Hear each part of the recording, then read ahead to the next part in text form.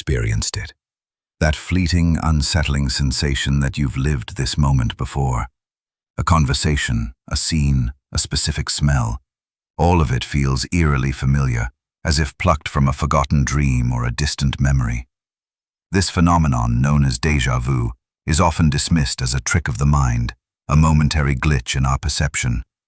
But what if it's more than that? What if these sudden flashes of familiarity are not just random neurological hiccups, but glimpses into something deeper, something far more disturbing? What if they are echoes from a reality we're not meant to fully comprehend, or worse, warnings of events yet to unfold? These are not mere anecdotes. These are accounts from individuals whose lives were irrevocably altered by the persistent, chilling grip of déjà vu, blurring the lines between past, present, and a terrifying, predetermined future. Story 1. The Recurring Dream. A retired librarian from Vermont, whose life was marked by a series of increasingly vivid and disturbing déjà vu experiences, all stemming from a recurring dream. Arthur was a meticulous man, a creature of habit, and not prone to flights of fancy. His account, documented in a series of private journals, paints a chilling picture of a mind slowly unraveling under the weight of an inexplicable phenomenon. It started subtly in his late 20s, a dream, always the same dream. He was in a small, dimly lit room, filled with old, dusty books. A single flickering gas lamp illuminated a heavy wooden desk. On the desk there was an open book, its pages yellowed with age, and a quill pen.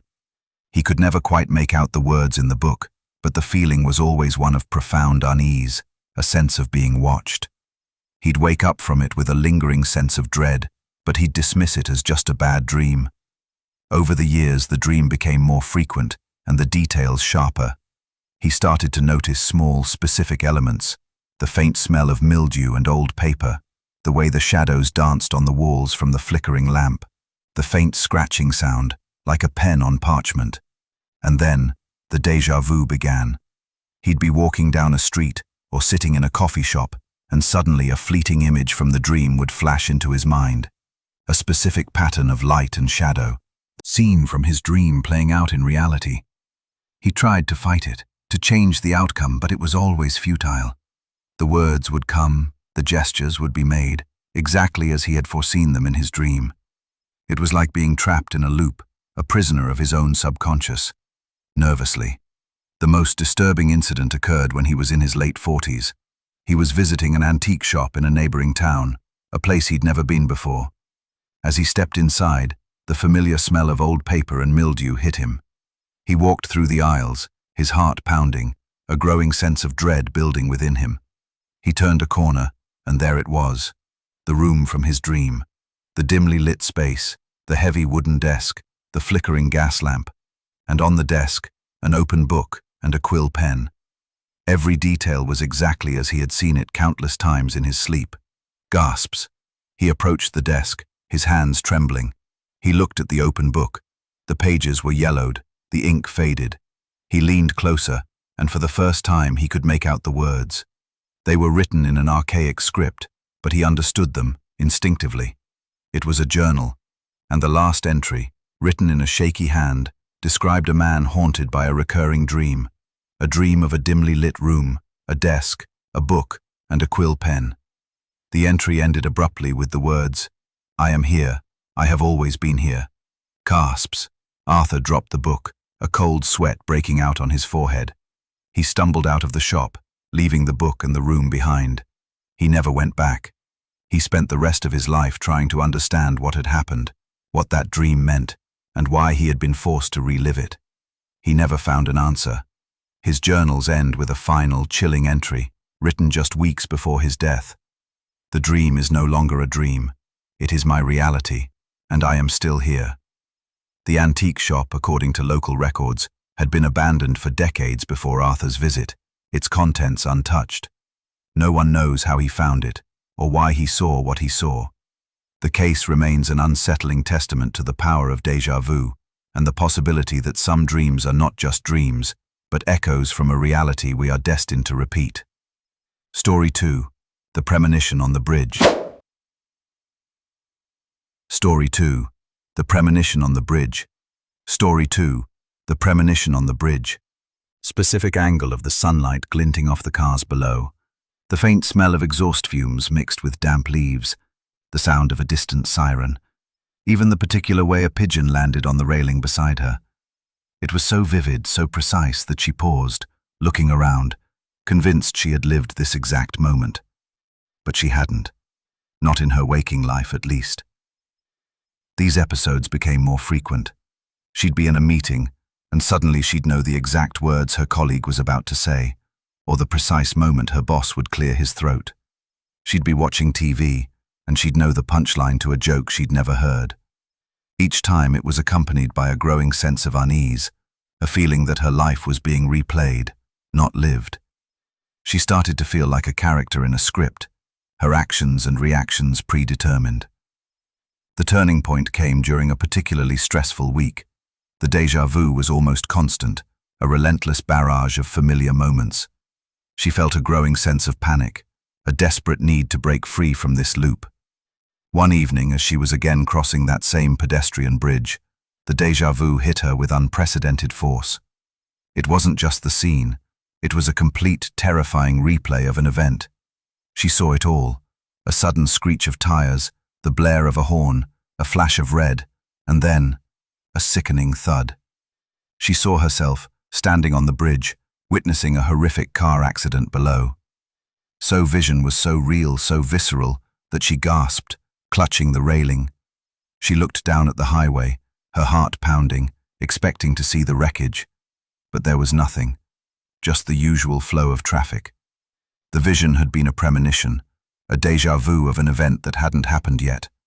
But the certainty, the absolute conviction that it would happen, was overwhelming. That evening, as she sat glued to the local news, the report came in. A horrific car accident on the highway, precisely at the location she had described. A red car, a screech of tires, a sickening thud.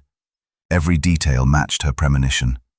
Clara collapsed, not in knew she had lived that moment before, not as a memory, but as a terrifying glimpse into a future she couldn't change. She never fully recovered from the incident, living with the constant fear that every moment of déjà vu might be another premonition, another tragedy she is destined to witness but never prevent.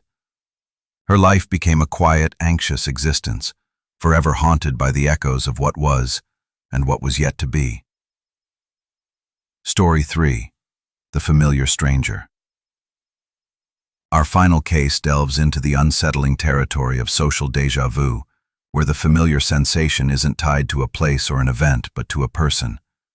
This account comes from a series of interviews conducted by a parapsychologist in the late 1990s, focusing on a woman named Eleanor, a seemingly well-adjusted artist whose life was slowly consumed by the unnerving feeling that she had met a particular stranger many times before, in circumstances that never actually occurred.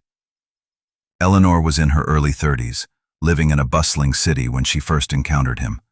It was at a gallery opening, a crowded, vibrant event. She was mingling, enjoying the art, when her eyes landed on a man across the room.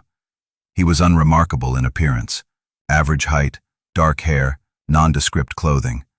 But the moment she saw him, a profound sense of recognition washed over her. It wasn't just that he looked familiar, it was an overwhelming certainty that she knew him, intimately. She knew his laugh, the way he'd run a hand through his hair when he was thinking, even the faint scar above his left eyebrow. Yet she knew, logically, that she had never seen him before in her life. The feeling was so intense that she felt compelled to approach him. She introduced herself, and he returned the gesture. His name was David. As they spoke, the déjà vu intensified. She knew what he was going to say before he said it. She knew the exact inflection of his voice, the precise moment he would smile. It was as if they were performing a play they had both rehearsed countless times.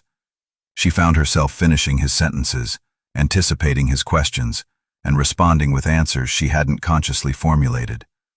David, for his part, seemed amused, attributing it to their instant connection, a rare shared wavelength. They exchanged numbers, and their relationship blossomed quickly. But for Eleanor, every interaction was It wasn't just general familiarity. It was precise down to the smallest detail. She'd remember a specific stain on his shirt from a future dinner, or the exact phrasing of a compliment he would give her weeks later. It was as if her mind was living several steps ahead of her reality, constantly spoiling the present with glimpses of a predetermined future. The joy of their relationship was slowly eroded by this pervasive sense of unreality, a feeling that nothing was truly new, nothing was truly spontaneous. The climax of her experience came during a quiet evening at David's apartment. They were sitting on the couch, talking, when Eleanor suddenly remembered this exact moment.